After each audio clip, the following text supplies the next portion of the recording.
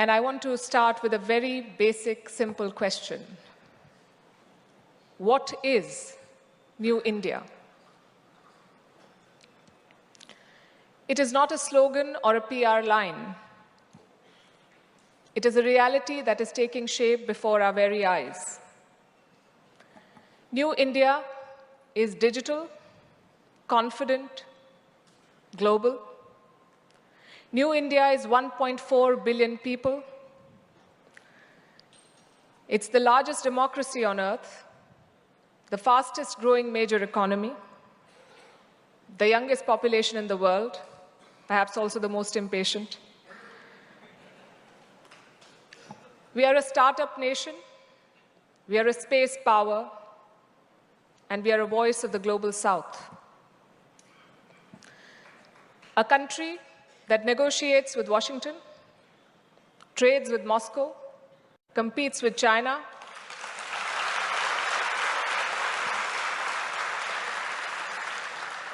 builds with Tokyo, and still finds time to send mangoes to West Asia.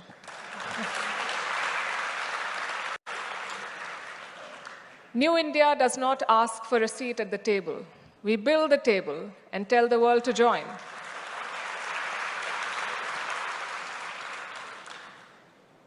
And whatever I've said so far is not rhetoric. It is our reality which is reflected in our numbers. And I'm a big fan of storytelling with numbers. Last quarter, our GDP grew at 7.8%.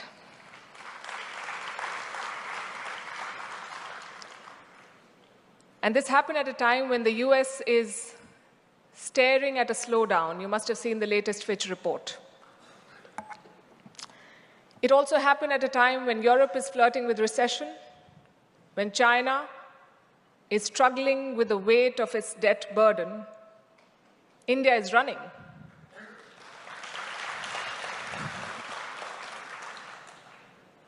Last month, UPI crossed 20 billion transactions, total value more than 24 lakh crore rupees. It's a world record, and we are far from done. India is the world's fourth largest economy, on course to becoming the third largest by 2027, behind just US and China, ahead of Germany and Japan. And our story, ladies and gentlemen, is not just about size. It is about scale, scope, and speed. Our digital economy is exploding. Our space mission is landing near the south pole of the moon.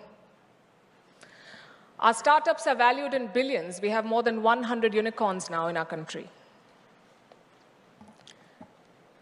Our diaspora remittances crossed $135 billion last year, the highest in the world. This is New India. A country once written off as a basket case is today called a bright spot in the global economy.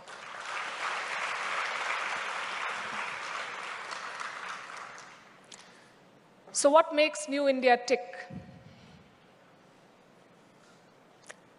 I can think of 5 Ds. My first D is demography. Half our population is under 30 years of age. Yes, they spend too much time on Instagram. And they also want a promotion in the first month in office. But they're ambitious. They're unafraid. They're entrepreneurial. They are hungry to make a mark, and that is our strength that we must celebrate.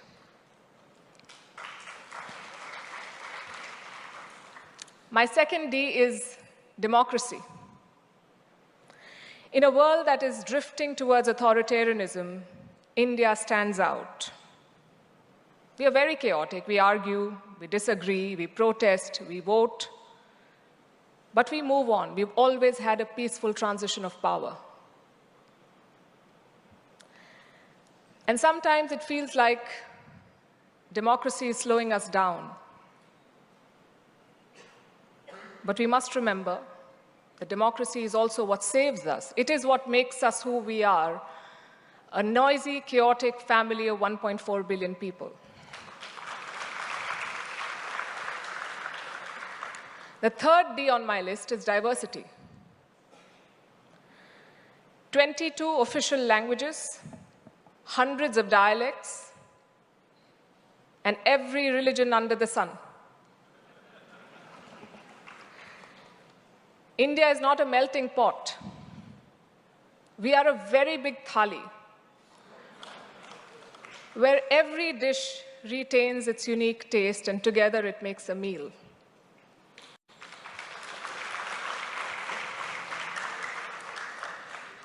The fourth D is digital power. From Aadhaar to UPI, India is building a digital public infrastructure at scale. We have shown that technology can deliver inclusion, and in such large numbers. My fifth D is diaspora, 35 million Indians abroad, policymakers, CEOs of global giants, doctors, engineers, entrepreneurs. They are India's brand ambassadors. No PR agency can match them. Now, if you put these 5 Ds together, demography, democracy, diversity, digital power, diaspora, what you get is a country that is not just a regional player, it is a global power.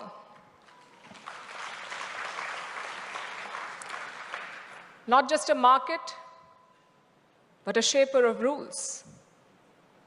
Not just a voice, but an agenda setter.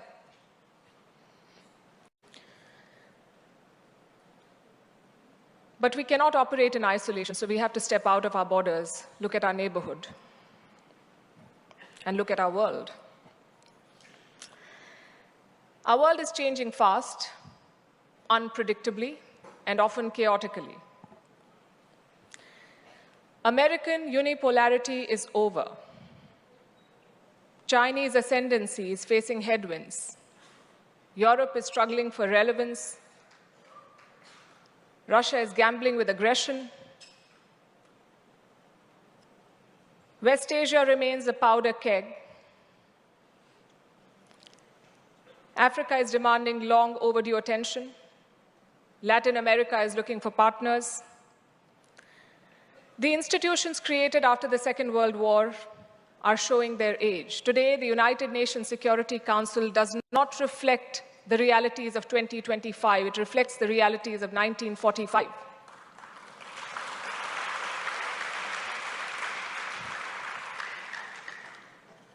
The World Trade Organization is struggling to function. The IMF and the World Bank face questions of legitimacy. Technology is redrawing power maps faster than diplomats can update their talking points. Artificial intelligence, quantum computing, biotechnology, these are not buzzwords. These are the new currencies of global influence. Climate change, it does not respect national borders. It does not respect protocol. It creates new vulnerabilities, new conflicts, new migration patterns. And everywhere, nationalism is resurgent, not always in the best way. The promise of borderless globalization has given way to strategic patriotism. This is not a stable world order. This is a world in transition, where rules are being rewritten, power is being redistributed, and alliances are being reconsidered. And for decades, India was a recipient of these changes. We adapted to what the world decided and did. But today we have the opportunity. And why just opportunity? I would say today we have the responsibility to shape our world ourselves. So the question is, how do we do that? We do it with a domestic policy that does justice to our talent and our aspirations, and a foreign policy that is bold, agile, and unapologetic.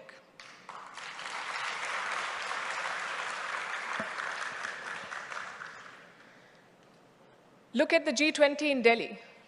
India was the chair last year. We put the global south at the center of the conversation. Look at BRICS. Look at the Quad. Look at the SCO. India is part of all these clubs, sometimes competing, sometimes cooperating, always balancing, and always consequential.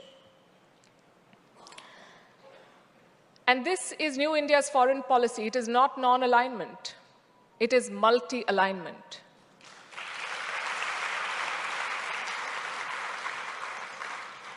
We engage with everyone, but we depend on no one.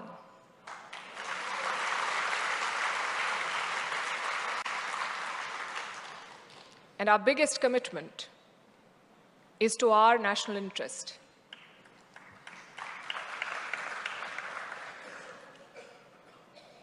And it's not easy to walk this path, especially in a neighborhood as difficult as ours. I would say South Asia is one of the most volatile regions in the world today. Look at the past 3 years.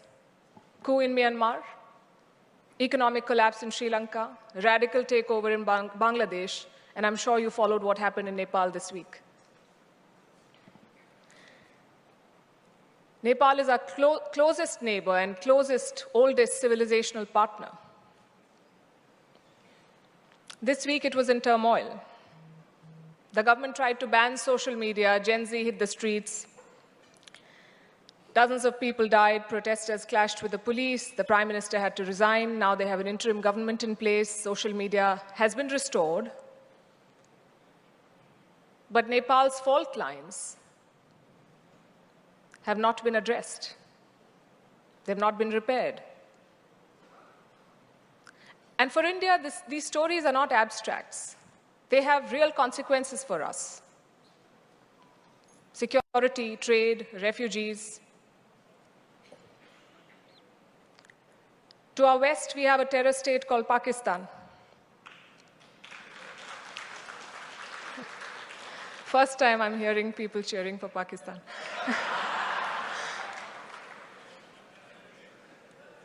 We have Afghanistan that is ruled by the Taliban. And we have China, which remains our biggest challenge. I think the handshakes in Tianjin will not change China's DNA. We must remember that. Our friendship may be framed on paper, India and China. But the reality is steel and barbed wire along the LAC. And we must remember that.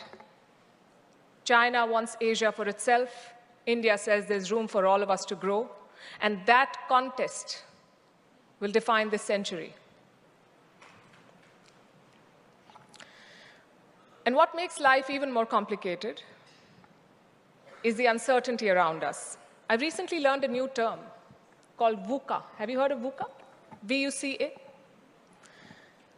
V for vulnerability, U for uncertainty, C for complexity, and A for ambiguity. They say we live in a VUCA world. That's VUCA for you.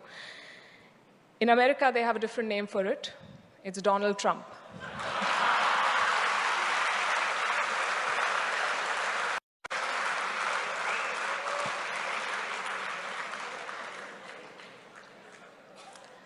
His tariffs have single-handedly destabilized the world. He believes, I think he truly believes that it's a magic wand. But it's proven to be a wrecking ball, and no one's telling him that. He wants to sell us corn and dairy, and he wants us to stop buying Russian oil. So what has India done? We continue talking. We pursue a deal. But we insist on a deal that works for both of us. Again, that's New India for you. We stand our ground.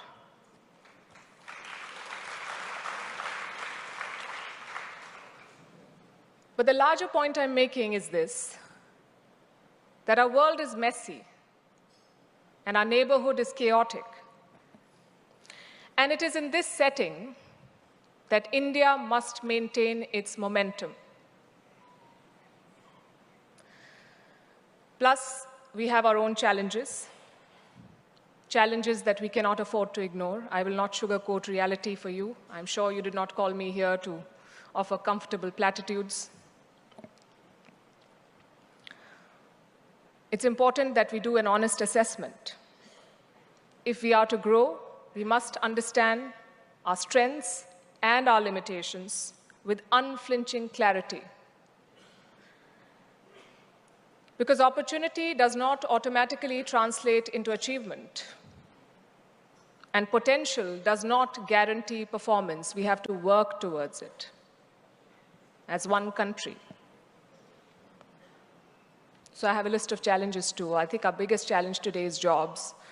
We have millions of people entering their most productive years, millions of people entering the workforce or the job market every year. We talked about demographics, and we like to think of that as a dividend, but it can also be a disaster. It depends entirely on what we do with our human potential. Our growth is strong, that is undeniable. But manufacturing jobs are not, and services cannot absorb everyone. There's been an aggressive push to make in India. It has delivered on a lot of counts. But as things stand, even today, we still risk skipping the industrial phase that creates mass employment. And this is linked to our second challenge, which is human capital. You mentioned Sundar Pichai. I did not understand Tamil, but I got that. So at the top, we have created Sundar Pichais and Satya Nadellas. But at the bottom, we've also left millions behind. The education gaps, the health gaps, the skill gaps, they're all real and they must be addressed urgently. Our third challenge is institutions. Do you know how many pending court cases we have in our country? 50 million. 50 million. Our justice system is clogged. In a digital world, our bureaucracy is still moving at analog speed. And I don't want to take away from the efforts that have been made to boost efficiency. We have made leaps. And yet, we have regulations that create roadblocks rather than roads. The fourth challenge is social cohesion. Our diversity is a strength only if it is maintained and managed well. But it's a vulnerability if it is exploited by vested interests. Polarization, inequality, gender gaps, these are not social issues. These are strategic limitations on our national power. The fifth is environment. It is a challenge. It's a story that repeats every year. Delhi chokes. We are bracing for that season to come. Chennai floods. Farmers face droughts. Again, these are present constraints on our development. And the sixth, and my favorite topic, unfortunately, is global perception. Old stereotypes still haunt us. We may have reached the moon, but the world is still talking about snake charmers, call centers, poverty porn. The world often sees us through someone else's lens. And that narrative must change, and no one else is going to do it for us. We have to do it for ourselves. We have to take charge of our story.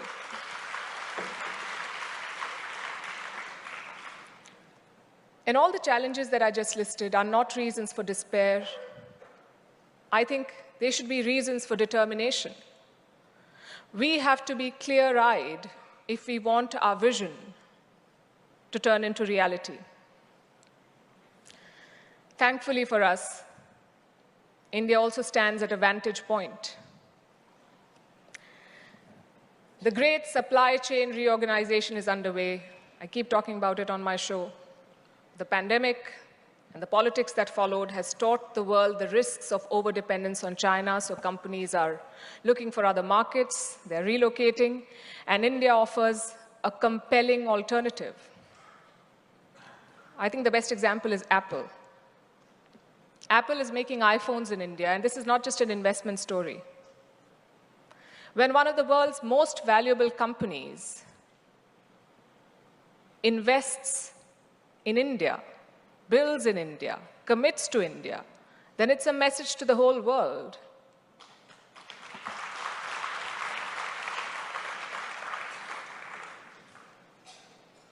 Then we have energy transition. The world is talking about clean fuel, and here India is poised to take the leadership role. Our renewable capacity is growing impressively. Tamil Nadu, again, is a great example. Our potential for solar power is enormous, and our ambitions for green hydrogen are substantial. We must take the lead here. I've already spoken about the digital transformation, Aadhaar, UPI, DigiLocker. We built the pipes. Our technology talent is globally recognized, but what we need to focus on is tech sovereignty. We need to build our systems at home for ourselves and to share with the world. We can't just be creating a big market for Silicon Valley. And finally, global governance. India must take the lead here. Like I said, international institutions are outdated. Our G20 presidency showed the world what is possible. We brought the African Union into the fold. In a divided world, India has emerged as a bridging power. And increasingly, the world has come to value this role. You see, countries across Africa, Latin America, Asia, they're looking for partners. They're not looking for powers that offer them binary choices. They want partners who respect their sovereignty, who share with them practical development models. And I think India's experience resonates with a lot of these countries much more than Western models do. I would also like to add here that India's rise is responsible. I said that our commitment is to national interest. But we also fulfill our international responsibility, and we showed that during the pandemic. When vaccine nationalism was closing doors, we launched Vaccine Maitri.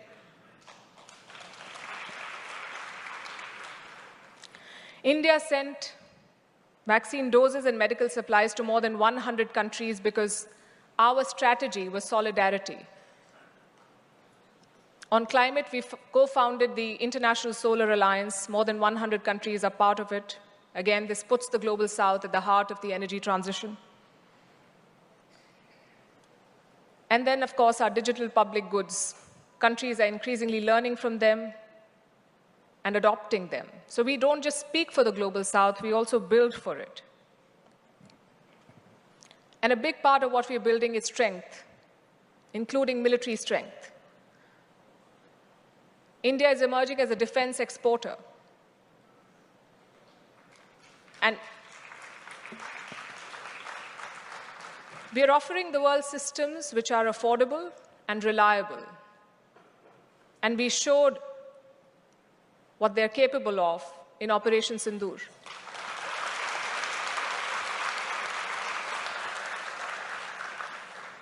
The Philippines is buying our BrahMos missiles. Many other countries have shown interest. And this is not just an export story. This also repositions India as a security provider in the region and the world. Now, if you connect these dots, you'll see that India is not just guarding its borders, it is designing the boundaries of possibility.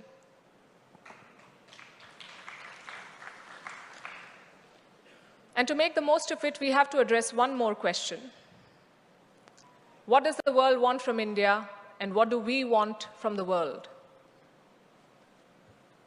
Partners want India's market, India's talent, and India's credibility. They also want India's voice. Because we can speak to Washington and Moscow, Iran and Israel, China and Japan, often in the same sentence.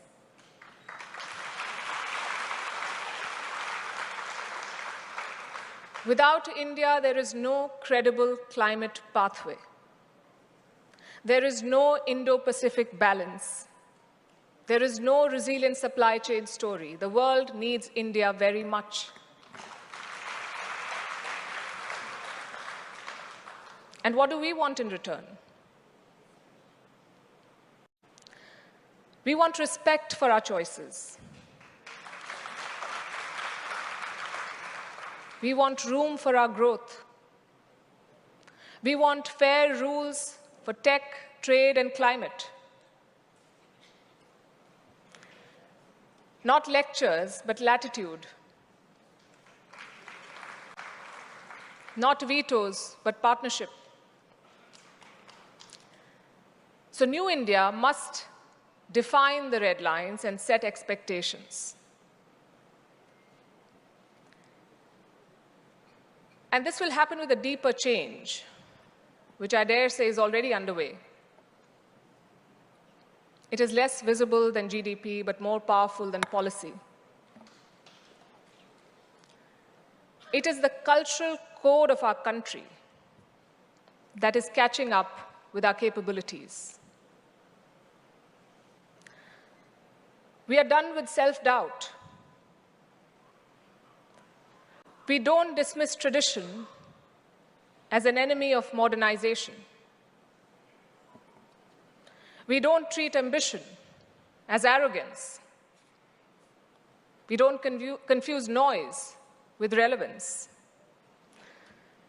We are comfortable saying no when it matters, yes when it makes sense, and not yet when prudence demands patience. So what is the message today?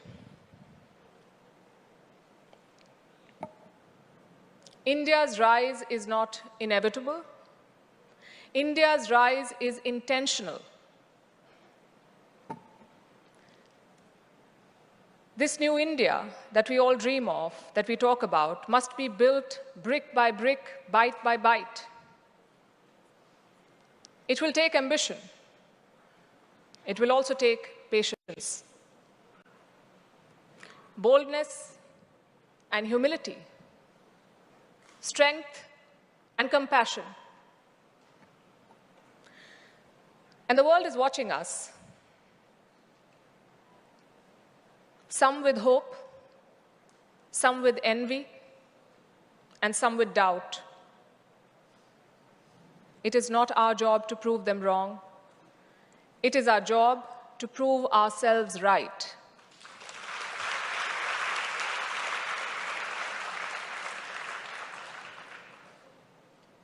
Think of ourselves as a national project, imperfect, impatient, incomplete, but unstoppable.